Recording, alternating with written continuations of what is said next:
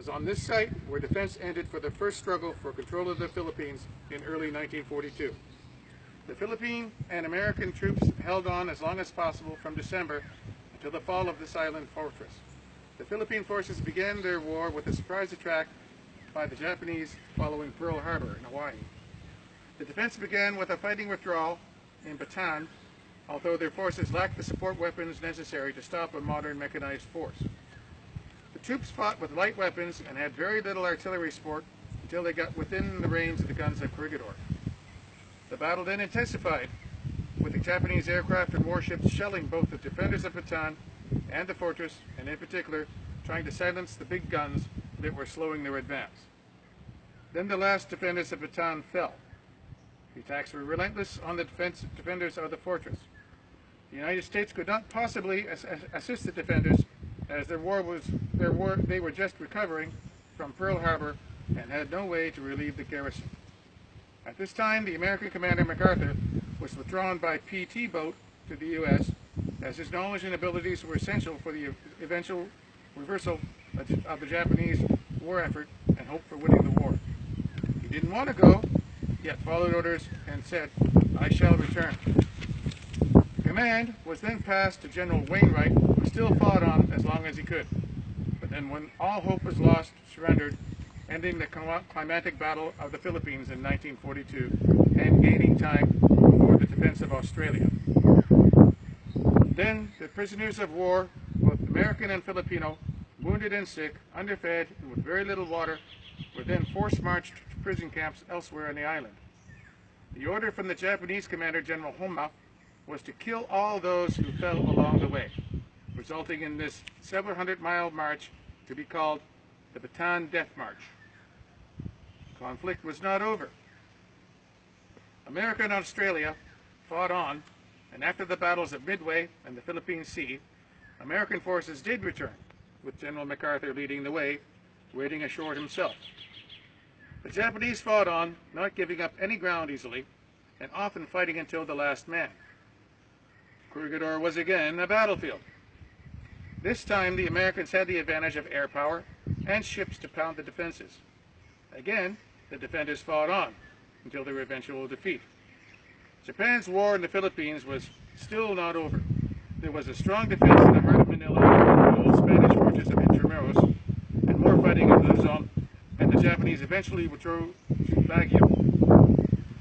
The commander of the Japanese at the time was the famous Tiger of Malaya, General Yamashita, who had taken 60,000 Japanese troops with bicycles, aircraft, and light armor, and defeated more than 200,000 British, Indian, Malay, and Australian troops at Singapore in early 1942. The Japanese forces were not giving up. After the atomic bombs were dropped on Hiroshima and Nagasaki on August 6th and 9th, 1945, the Japanese parliament, the Diet, was upset enough where the isolationist faction, not a peace faction, were able to take over, and Emperor Hirohito sent notice to the Americans and other allies that they would surrender on August 15th. Next was the problem of communicating that surrender to the far-flung Japanese commands. Many would not accept surrender, both at home and in Japan, and in other Asian commands. The Japanese of the Philippines had to have the emperor personally order them to surrender. The final surrender was on September 2nd on the battleship Missouri in Tokyo Bay. The final surrender in the Philippines was on September 3rd, here on Corrigador. The Japanese Southern Command in Singapore refused to surrender until mid-September. Large Japanese units in Papua New Guinea fought on for years. Now for the present group.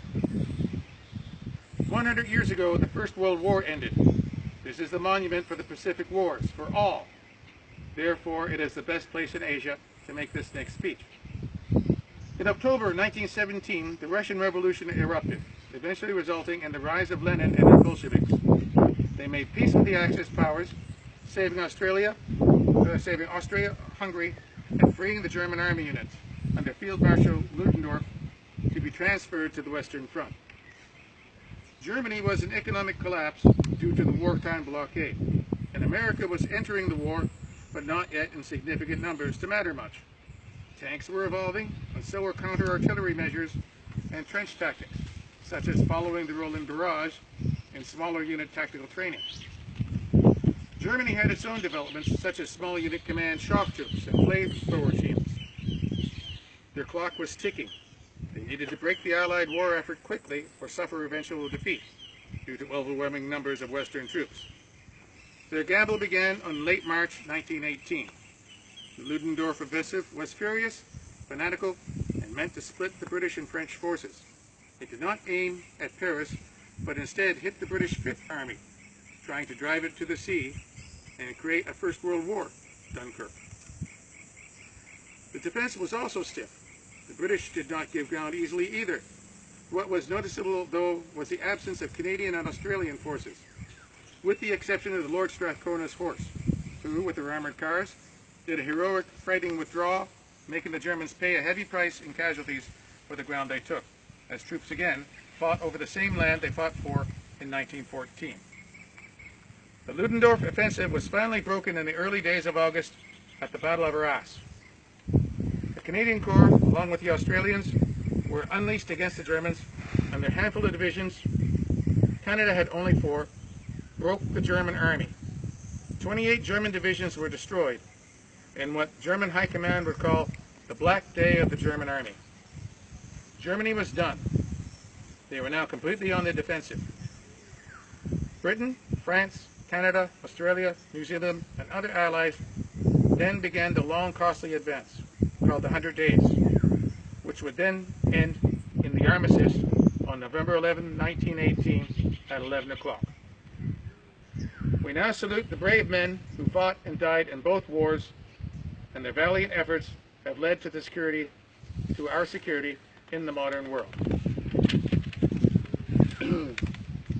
Excuse me. In Flanders fields the poppies blow, between the crosses row on row, to mark our place, and in the sky the lark still bravely singing fly. Scarce heard amid the guns below, we are the dead.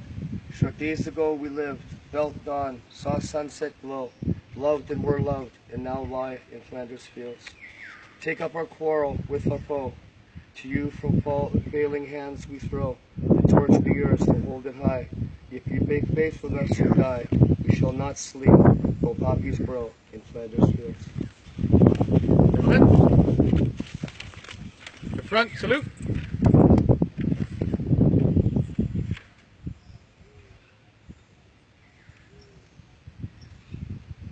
Down. Next. To the fallen, a shot.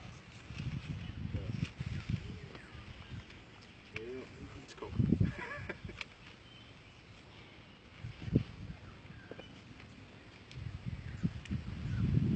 Say this first now. Nope. Ladies and gentlemen, the Queen. To the Queen.